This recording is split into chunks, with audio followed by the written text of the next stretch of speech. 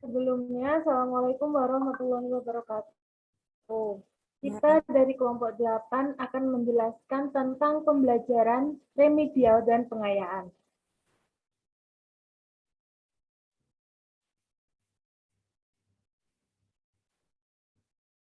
Yang beranggotakan yaitu saya sendiri, Anissa Fabrianti, dan rekan saya, Indah Dwi Lestari. Submateri pada pembahasan hari ini yaitu yang pertama, tuntutan kurikulum terhadap pelaksanaan pengajaran remedial dan pengayaan. Dan yang kedua yaitu konsep pembelajaran remedial dan pengayaan. Dan yang ketiga yaitu strategi dan implementasi pembelajaran remedial. Dan yang keempat, strategi dan implementasi pembelajaran pengayaan. Dan yang terakhir yaitu studi kasus. Yang pertama, tuntutan kurikulum terhadap pelaksanaan pengajaran remedial dan pengayaan. Proses pengajaran remedial ini sifatnya lebih khusus karena disesuaikan dengan karakteristik kesulitan belajar yang dihadapi oleh muridnya. Proses pengayaan lebih ditekankan pada usaha perbaikan cara materi dan bukan menghadapi dan perbaiki atau pengayaan adalah keseluruhan proses belajar mengajar yang melihat metode pengajar, materi pelajaran, cara belajar, alat belajar, dan lingkungan turut mempengaruhi proses belajar mengajar. Melalui pengajaran remedial, murid yang mengalami kesulitan belajar dapat diperbaiki sehingga dapat mencapai hasil yang diharapkan sesuai dengan kemampuannya. Kesulitan belajar yang dihadapi oleh murid mungkin beberapa mata pelajaran saja atau salah satu pelajaran saja atau satu kemampuan khusus dari mata pelajaran tertentu. Pengayaan merupakan program pembelajaran yang diberikan kepada peserta didik yang telah mencapai dan atau melampaui KKM.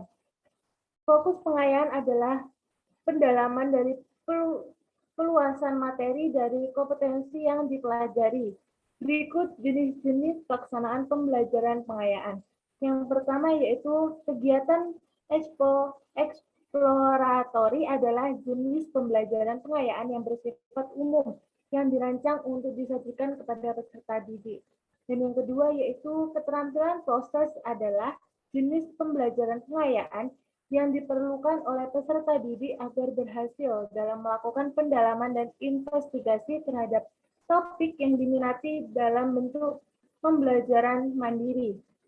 Ini yang terakhir yaitu pemecahan adalah jenis pembelajaran yang diberikan kepada peserta didik yang memiliki kemampuan belajar lebih tinggi, berupa pemecahan masalah nyata dengan menggunakan pendekatan pemecahan masalah atau pendekatan investigasi atau penelitian ilmiah. Dan yang selanjutnya akan dilanjutkan oleh rekan saya, yaitu Indah Dwi Lestari. Selanjutnya yaitu ada konsep pembelajaran remedial dan pengayaan. Remediasi adalah kegiatan yang dilaksanakan untuk membetulkan kekeliruan yang dilakukan siswa. Kalau dikaitkan dengan kegiatan pembelajaran, kegiatan remediasi dapat diartikan sebagai suatu kegiatan yang dilaksanakan untuk memperbaiki kegiatan pembelajaran yang kurang berhasil. Kekurangberhasilan pembelajaran ini biasanya ditujukan oleh ketidakberhasilan siswa dalam menguasai kompetensi yang diharapkan dalam pembelajaran. Pengayaan diberikan kepada peserta didik yang memiliki penguasaan lebih cepat dibandingkan peserta didik lainnya, atau peserta didik yang mencapai ketuntasan belajar ketika sebagian besar peserta didik yang lain belum. Peserta didik yang berprestasi baik perlu mendapat pengayaan agar dapat mengembangkan potensi secara optimal. Salah satu kegiatan pengayaan yaitu memberikan materi tambahan atau tugas tambahan atau tugas individualis yang bertujuan memperkaya kompetensi yang telah dicapainya. Selanjutnya yaitu ada strategi dan implementasi pembelajaran remedial. Strategi pembelajaran remedial yang pertama ada pemberian bimbingan secara individu, ada pemberian bimbingan secara kelompok, yang ketiga yaitu pemberian pembelajaran ulang dengan metode dan media yang berbeda, yang keempat yaitu pemberian tugas-tugas latihan secara khusus, dan terakhir yaitu pemanfaatan tutor sebaya. Untuk implementasinya yaitu seorang peserta didik bernama Ani, ulangan harian pertama pada KD 3.2 mendapatkan nilai sebesar 70. Karena Ani belum mencapai KKM, maka Ani mengikuti remedial KD 3.2. Setelah mengikuti remedial dan di akhir penilaian, Ani memperoleh hasil 82. Selanjutnya yaitu ada strategi dan implementasi pembelajaran pengayaan. Strateginya yaitu berupa belajar kelompok, belajar mandiri, dan pembelajaran berbasis tema.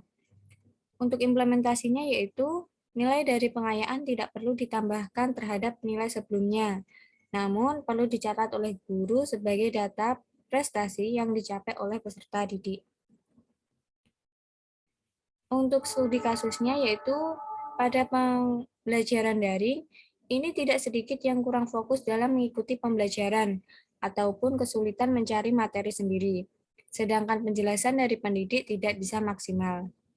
Pendidikan biasanya akan memberikan tugas kepada peserta didik yang mendapat nilai kurang. Biasanya akan diadakan remedial, yaitu contohnya seperti ujian ulang atau diberi tugas.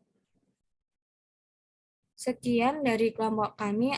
Apabila ada salah atau kurang kata, kami mohon maaf. Wassalamualaikum warahmatullahi wabarakatuh.